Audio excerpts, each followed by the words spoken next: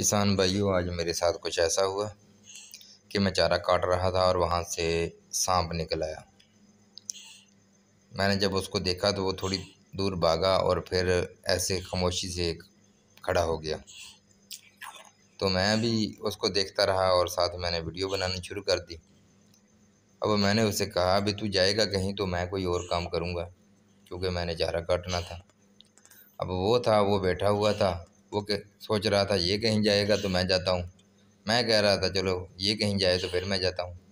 अब उसी कोई काम था तो वो खुद गया, तो इसलिए फिर मुझे चारा काटना पड़ा।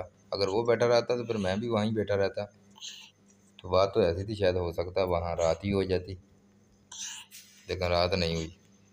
बाज़ औक़ात सियाने जो है सही कहते हैं, बाज़ औक़ात सियानों की बात जो होती है वो ख़राब हो जाती है, सही नहीं रहती।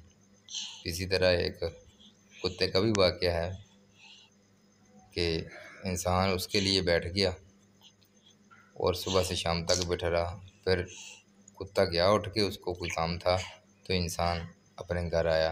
वरना उसने कहा शायद अगर वो बैठा रहता तो मेरी तो रात वहीं थी।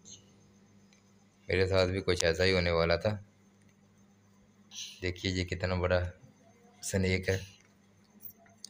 ऐसे ही फसलों में होते हैं और हम चारा काटते हैं।